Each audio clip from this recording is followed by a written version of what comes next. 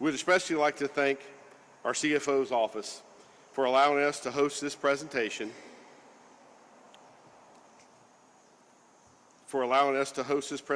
here today as we receive funding to our local heroes as we protect the firefighters and first responders across our community. With that, I'd like to have Chief Financial Officer Blaise Ngolia up for the remarks and the presentations. Thank you, sir. Thank you, sir.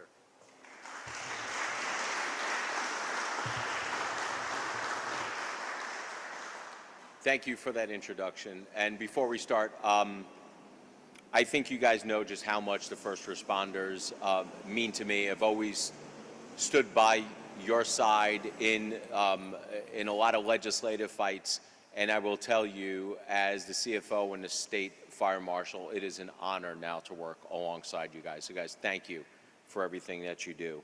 The first responders are the backbones of our communities. Some stats here. A fire department responds every 9 seconds. An EMS rescue call occurs every 13 seconds. A fire occurs every 11 minutes, and a vehicle fire occurs every 61 minutes. Now, I know firsthand that Florida is fortunate to have some of the best, if not the best, firefighters in the nation. They respond quickly and effectively to every and all emergency situations. You know, it's often been said that when people run out of burning buildings, you guys are running into burning buildings. I know it's a cliche, and a lot of people use that term when they get up and make speeches, but it is absolutely 100% true. You guys are the heroes that keep us safe. You guys do things and put yourselves in harm's way day in and day out, and the community should be thanking you guys for that. I know I am thanking you for that. But that is why we must ensure that our fire stations and our firefighters have the equipment and the resources that they need to keep families in our community safe and also to keep themselves safe.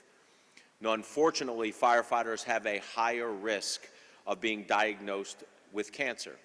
And that is why I, as a state senator and state representative, sponsored legislation to provide monetary support for firefighters diagnosed with those certain cancers. I have a long legislative history of standing with you guys when other people tried not to stand with you guys. It is beholden on the communities who ask you guys to put your lives on the line every day to make sure that we are keeping our end of the promise as governments to stand by you when you have these issues, such as these particular cancers. Now, I know you guys know this, but some people may not know this, is that fighting fires today is much different than fighting fires 30, 40 years ago. 40 years ago, when you went into a structure, most of the time it was either concrete or wood.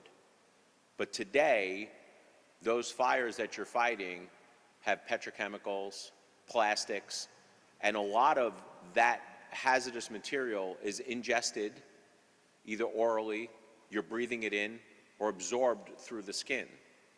And that's why we want to make sure that if you are diagnosed with any of those cancers, that we're taking care of you, because that is a direct relation to the job, the dangerous job that you're doing. And that's why it is important that we at the state, as long as the locals, make sure that you have the resources that you need in order to keep yourselves free and out of harm's way when it comes to these dangers. But the support for firefighters just cannot end there, and it should not end there. Over the last few months, we have traveled the state talking about how communities should be budgeting their money. Famously, I'm arguing with a lot of local governments on property tax reform, but one thing has always remained steadfast that I have said, is that the first rule of government is to protect its citizens. And how better than a local community and local governments can protect their citizens to make sure that we are funding fire and police first. They're the first things that they should be funding with their budgets, not the last. And I will tell you that I get very, very frustrated when I hear some of these local governments start saying that if we have to cut the bloat and the excess out of our budget, we are going to have to lay off fire or police. That's not accurate, shouldn't be accurate, and quite frankly, they shouldn't be using you guys as a political tool in some of these fights against the taxpayers. The fact of the matter is that there is more than enough room in these budgets to give you guys the resources that you need to hire more fire, hire more police as populations grow, and to offer substantial property tax relief. So I am going to be there by your side, fighting for you and the law enforcement community to make sure that they are prioritizing first responder funding as we start going through these exercises in order to bring down some of these local budgets and the corresponding property taxes. So today, with all that being said, as a promise to continue helping funding law enforcement and fire, I'm here because I'm the state fire marshal, and we want to make sure that fire has the resources you guys need in order to continue doing the hard work that you're doing in our communities. Today, we are proud to award over $6 million to support firefighters and fire stations across North Florida. The funds I am awarding here today are available through the Firefighter Assistance Grant Program, the Firefighter Cancer Decontamination Grant Program that were both approved in the 2025-2026 budget. The Firefighter Assistance Grant Program was established to help volunteer and combination fire departments improve their emergency response capabilities. The Firefighter Cancer Decontamination Grant Program provides funding to fire departments for the purchase of life-saving equipment to mitigate the exposure of cancer-causing chemicals. We can't stop it, at least not now, although we are going to try, but we can do everything that we can to mitigate that and give you guys the tools that you need in order to have equipment that is free of this and make sure that you yourselves are free of these cancer-causing materials. So with that, let's get some checks awarded to you guys. So please come to the front for a photo when I announce your award. St. Augustine is receiving $2.5 million to purchase land and construct a fire station on Anastasia Boulevard. You're commissioning Avila, right?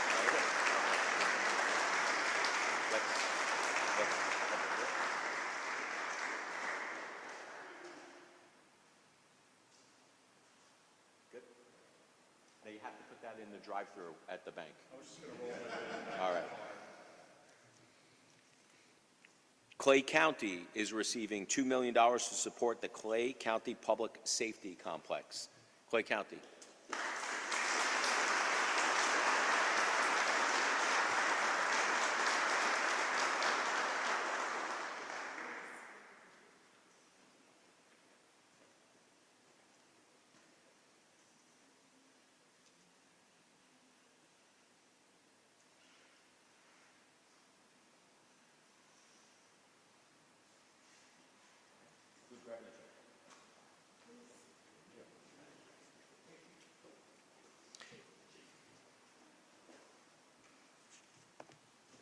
They said, Chief, I was looking. Baker County is receiving $900,000 for a pumper tanker fire apparatus and also receiving a grant through the Firefighter Assistance Grant Program. $900,000 for the pumper tank and $54,600 for the Firefighter Assistance Grants Program.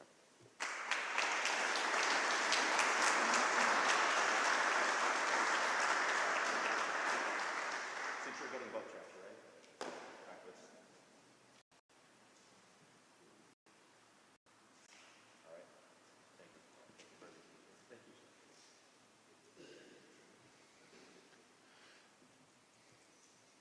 Columbia County is receiving an award through the Firefighter Assistance Grant Program for $40,800.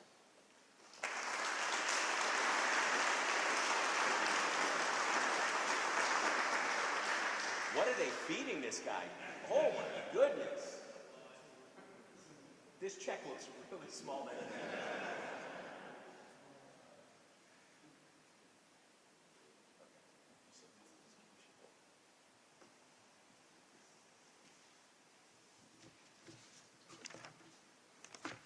Dixie County Fire Rescue is receiving an award through the Firefighter Assistance Grant Program for $424,400.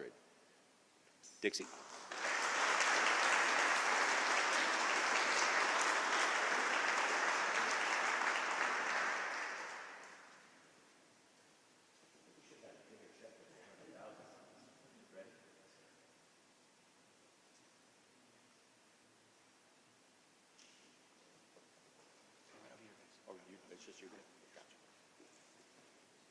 The town of La Crosse is receiving an award through the Firefighter Assistance Grant Program for $62,100. Here we go.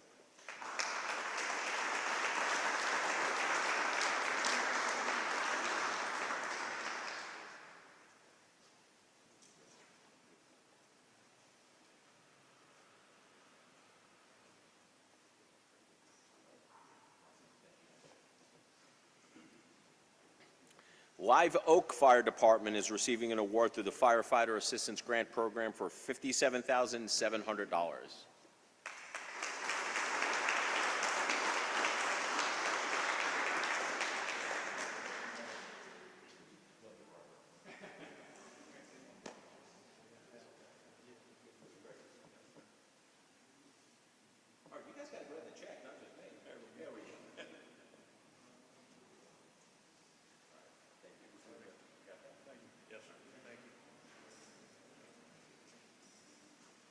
Chiefland Fire Rescue is receiving an award through the Firefighter Assistance Grant for $51,700 and also receiving a grant through the Firefighter Cancer Decontamination Grant Program for $12,000.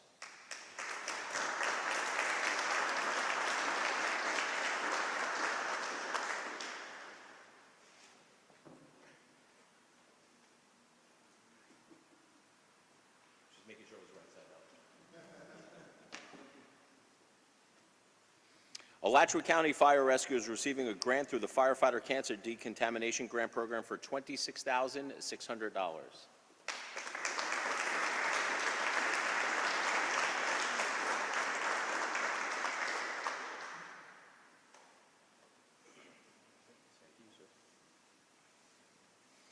The City of Palm Coast is receiving a grant through the Firefighter Cancer Decontamination Grant Program for $26,000.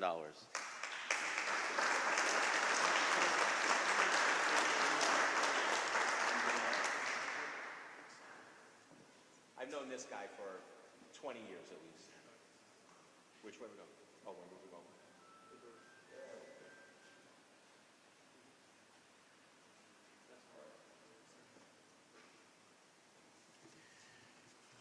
So that is it for the checks right here. So before we go up here and take one big check with everyone, those checks total about $6 million, but that was not the end of the checks that we wrote for North Florida. So there are more.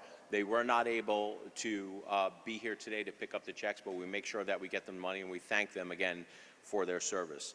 Madison County Board of County Commissioners check was cut for $75,000 for their volunteer fire department. The City of Fanning Springs, $111,300 for their firefighter assistance program. The City of Fernandina Beach, $31,341 for their firefighter cancer decontamination program. Crescent City, $2 million for their new fire station and EMS project. That brings the total of the checks that we dispersed here today to $8.2 million. So guys, thank you for everything that you guys give all of our firefighters a big round of applause.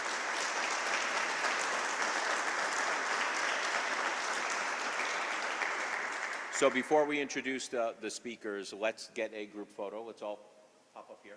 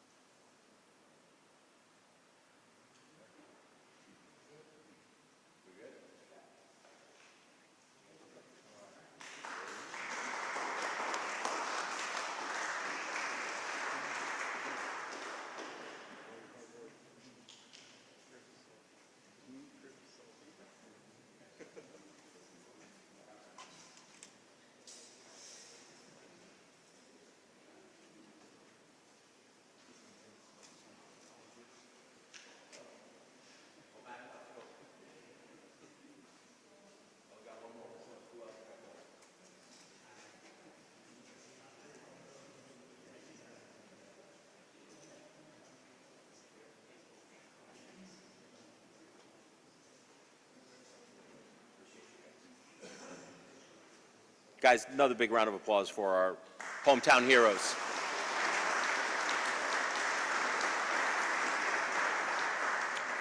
So at this point, I'd like to call up the Florida Fire Chiefs Association Treasurer and St. Augustine Fire Chief, Carlos Aviles. Appreciate it, sir. Carlos Aviles, I'm Fire Chief for the City of St. Augustine and board member for the Florida Fire Chiefs Association.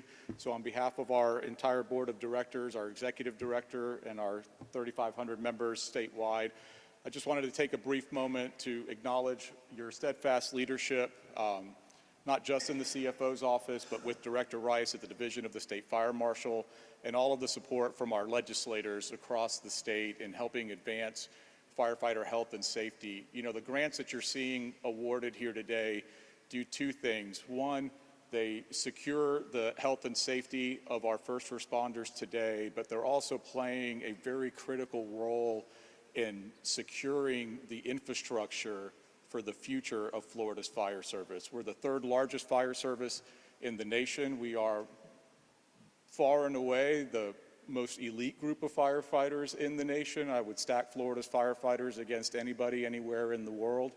And you know, as a fire chief that's entrusted with the health and safety of its memberships, these grants go a very, very long way. It has been a very difficult, I'd say, past 4 or 5 years as we have faced record staffing shortages across the state, cancer epidemics that continue, the mental health crisis that continues, and then massive inflationary pressures for all of our gear and equipment that we need to continue to offer the same level of service. And so all of those things coupled together, these grant programs and the leadership that we have been able to get and the support that we get from our legislators and from Tallahassee really fill a very critical gap for communities. And you know, those issues are often exacerbated because we're all grappling with record migration into the state during that same time frame. So it's been a bit of a perfect storm, but I cannot thank your office, yourself, your staff, and all of the support that we get from our legislators everywhere. So thank you very much for this opportunity. Appreciate you. Thank you, sir.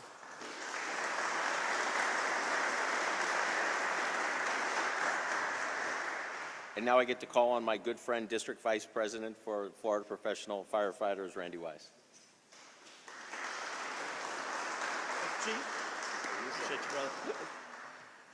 Good afternoon, Chief. Thank you for this opportunity to speak. I'm here representing the Florida Professional Firefighters, our 35,000 members across the state of Florida.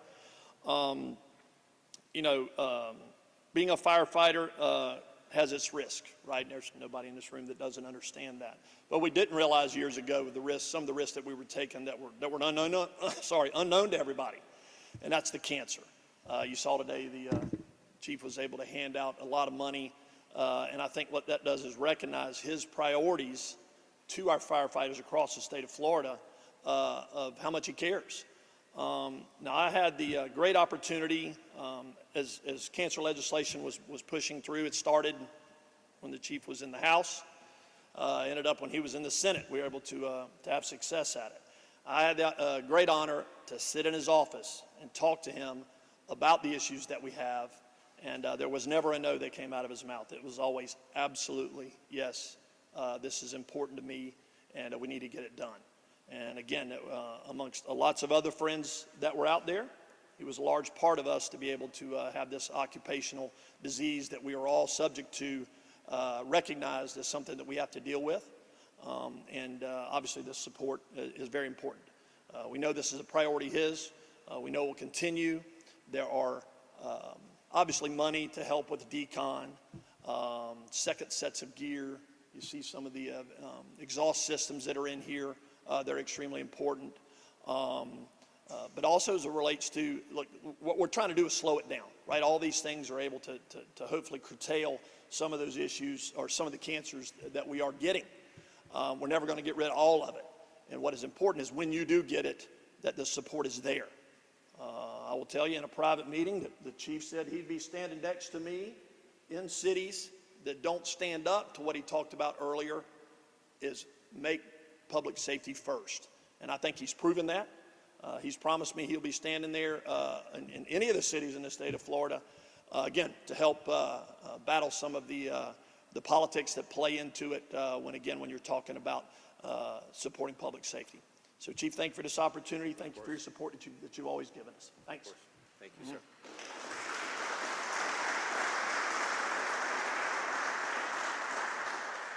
You know, Randy is 100% right. We were in a closed-door meeting, and some of the conversations were talking about how do we make sure that as we're going through the exercise of property tax reform, that we hold our first responders and our hometown heroes harmless. I will tell you that it is priority number one for me and the governor, making sure that we take care of you guys. So if any elected official starts using you guys as a political football, they'll be hearing from me directly, because I just won't stand for it. Because look, I know these budgets inside and out. I know the tricks that local governments use and play when it comes to this stuff. I just won't stand for it. But in addition to that, one thing I do want to bring up that I want you guys to know that it is on my radar and continues to be my radar, and that is the silent killer. I know that you guys go through a lot, and mental health issues with firefighters should not be shunned. It shouldn't be pushed under the rug. It should be talking about in the open. And I know that's one of the issues that you guys have been pushing forward. One of the issues that we had last legislative session, where there were some powers in Tallahassee who did not want to use the word suicide when it comes to mental health issue with our first responders, whether it be fire or police, in this instance particularly fire. And I was adamant on making sure that we kept that word in there, because it is a very real issue. Our first responders see things and hear things that they can't undo. And to me, if you guys are going out and we're asking you guys to put yourselves in harm's way, it's not just your harm, it's the harm of the people that you were going to rescue. And some of that you just can't undo. I get that.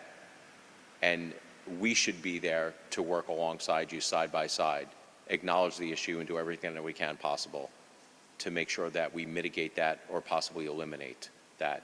So you have not only a fan in the State Fire Marshal's office, you have an advocate on those silent killers. So with that, I want to thank you again for everything that you do. Know that we are here to help. We're going to give you the resources that you need. And if there's any questions from the press, more than happy to answer those questions.